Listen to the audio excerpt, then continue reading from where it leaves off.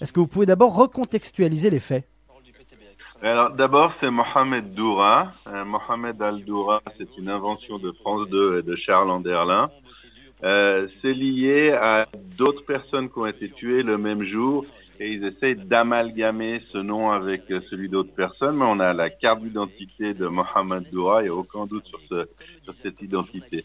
Alors c'était le 30 septembre 2000, c'était avant le début de l'Intifada, et il fallait absolument éloigner les Palestiniens des Israéliens parce qu'ils commençaient à bien s'entendre. Donc les Palestiniens ont décidé de monter certaines scènes de ce genre filmées par des caméras et des caméramans palestiniens.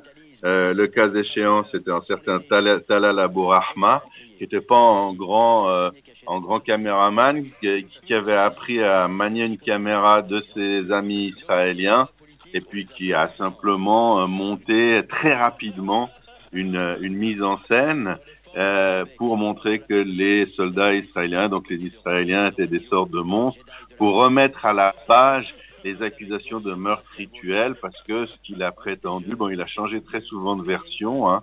Il a fini par dire qu'il n'avait jamais affirmé que les soldats israéliens avaient assassiné Mohamed Doura, mais au début, ce qu'il a dit, c'est que les soldats israéliens, parmi une foule de centaines de personnes, avaient spécifiquement visé un enfant, le seul enfant du carrefour de Netzarim, là où ça s'est passé. Pendant 45 minutes, on l'aurait arrosé de tirs d'armes automatiques dans l'intention de le tuer.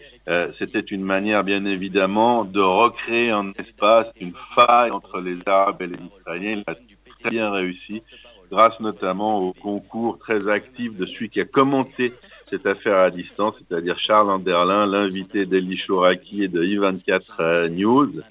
On aurait pensé que les choses auraient été plus claires si les gens qui ont fait cette enquête pendant 4 ans et qui la continuent aujourd'hui d'ailleurs, mais avec moins d'énergie et moins de moyens, mais c'est-à-dire la MENA, si on avait été invité par I24 News et qu'on avait eu la possibilité de discuter des faits, non pas de tout ce qui va autour, non pas de la philosophie assez difficile à avaler, à digérer de Charles Anderlin, mais réellement de qui a fait quoi, qu'est-ce qui s'est passé, est-ce que l'enfant de l'époque, Mohamed Doura, est mort, ou est-ce que c'est une imposture? On n'a aucune idée des raisons pour lesquelles I24 News, depuis autant de temps, avec les possibilités qu'elle a, on n'est pas en Australie, on n'est pas sur la Lune, mais il semble ne pas vouloir donner à ceux qui ont fait l'enquête la possibilité de s'exprimer. Et ici, on peut que le regretter, Jim.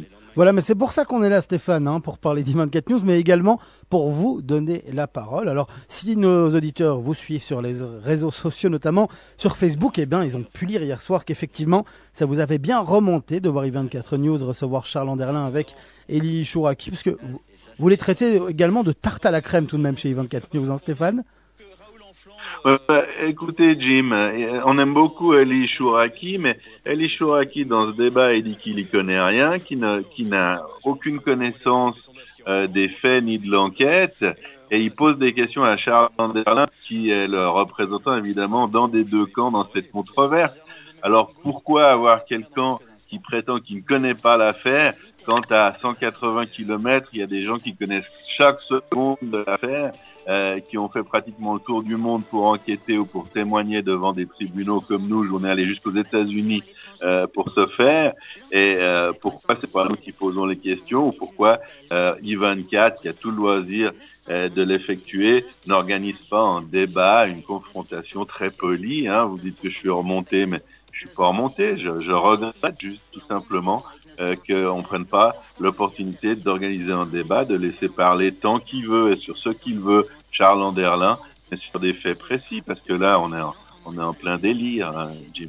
Stéphane, c'était quoi le but selon vous d'I24 News dans leur émission hier soir de grande rentrée en grande pompe?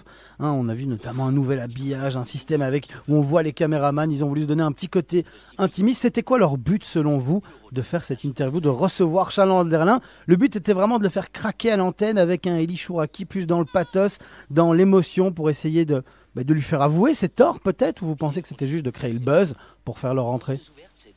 Rating et tarte à la crème. on connaît quand même un petit peu I24 News depuis qu'ils ont commencé à exister. C'est pour faire du rating. Et puis, c'est justement l'émotionnel. Elie Chouraqui fait de très bons films, de très bons écrits, mais c'était pas sa place. C'était une sorte d'émission à la Ruquier, et c'est pas du tout le style de la MENA. Il suffit de nous écouter et d'écouter Bruxelles Mettoula pour s'en apercevoir. C'est quelque chose de sérieux parce que c'est quelque chose qui a teinté la vision que les gens ont d'Israël sur les médias européens, principalement francophones. C'est-à-dire qu'un pays qui envoie ses soldats pour tirer sur un enfant pendant 45 minutes pour le tuer quand il n'a pas de raison de le faire, et se livre à ces meurtres rituels, ça plaque quand même une image de ce pays, Israël, de monstres qui détestent tout le monde, qui détestent particulièrement ceux qui ne sont pas juifs, qui détestent les enfants. La police tsariste prétendait qu'on buvait le sang des enfants, mais je ne sais pas si c'est pas pire de mitrailler un enfant qui a strictement rien fait pendant 45 minutes. En tout cas, pour nous, ce qui est pire, c'est d'avoir inventé cette histoire. Aujourd'hui, tout le monde connaît la thèse d'Amena, tout le monde sait qu'on a raison. Le monde entier l'a accepté, peut-être à part 3 pays qui sont dans la sphère d'Anderlin, dans la sphère francophone, que sont la France, la Belgique et la Belgique, en tout cas wallonne, la francophone, et la Suisse romande.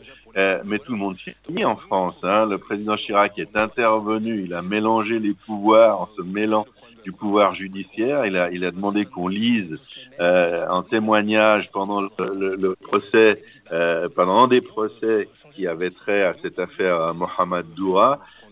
Tous les journalistes, un journaliste aujourd'hui qui soutient la thèse de la MENA en France voit son ambition d'avenir sur les chaînes de télévision et de radio françaises coupées. Et moi également, Jim, les auditeurs plus anciens s'en souviennent, que ce soit en Belgique, en France ou en Suisse romande, avant le 30 septembre 2000, je passais en tout cas une fois par semaine ou une fois toutes les 2 semaines sur des médias généralistes comme BFM Radio à Bruxelles, RTL, la RTBF. Et puis depuis ce moment, parce que il y a qu'une apparence de démocratie, il y a qu'une apparence de désir de vouloir confronter les idées et de découvrir la vérité, en tout cas en ce qui concerne cette affaire. Eh bien, heureusement qu'il existe Bruxelles Mettoula, parce que sinon, en tout cas en Belgique, personne n'entendrait Stéphane Juffa, camarade de la MENA. Donc c'est un petit peu inquiétant.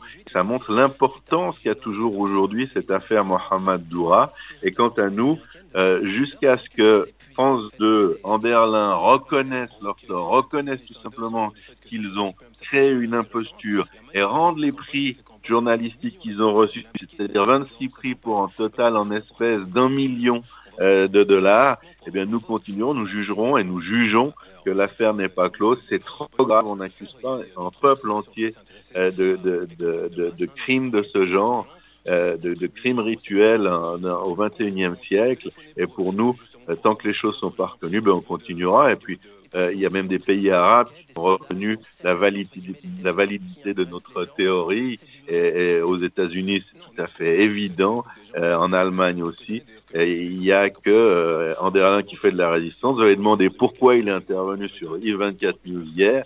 C'est parce qu'il est dans son coin, et même des amis à lui, des potes à lui, lui disent que c'est le moment de dire la vérité, de laisser tomber et de cesser avec cette histoire, parce que de son côté, ça lui a également cassé sa carrière, et il n'a pas hésité à nous le dire. Et moi, pour ma part, j'en suis très fier. Un journaliste qui participe à une imposture, qui participe à allumer, à inciter à la haine raciste et antisémite, n'a pas de carrière à faire ni à la télévision ni à la radio, Jim. Stéphane, une dernière question pour conclure sur ce sujet de cette affaire Mohamed Doura, donc pas Al-Doura. Vous voyez, je suis bon élève, moi Stéphane. Alors, je vous lis sur votre post Facebook, vous avez écrit que la diffusion de ce faux flagrant a donné le signal de départ de la vague médiatique croissante de la haine systématique contre Israël et les Juifs sur les médias français. Alors, vous vous êtes expliqué sur ce sujet durant notre entretien. Je voulais savoir si, selon vous, aujourd'hui, en 2017, est-ce qu'il y a encore des restes de cette affaire Mohamed Doura ? Il y a que ça, hein. Rapidement, une petite anecdote. Je crois que c'était chez Guillaume Durand dans une émission très tard le soir. Il y avait les barons de la presse française qui discutaient de la qualité de l'information, de la droiture, de la vérité, etc. Sur leurs médias. Et puis il y a un journaliste qui est arrivé en retard, en jeune, qui les connaissait pas, et qui a commencé à parler d'un événement qui s'est déroulé entre Israël et la Palestine dans les années 2000. Et ils se sont tous levés et ils lui ont dit qu'il c'était pas le moment d'en parler, que Anderlin était pas là pour répondre. Et le pauvre type a pas compris de quoi il parlait. Il parlait d'une photographie sur un toit à Jérusalem. Ça montre à quel point ces gens étaient excités, avaient peur de parler de l'affaire. Et puis, si on recherche cette émission, il y a toutes les émissions qui existent en podcast, mais celle-là a disparu et France 2 a jamais accepté de la livrer, de donner une copie à ceux qui la demandaient. C'est pour dire à quel point cette affaire est encore actuelle, Jim.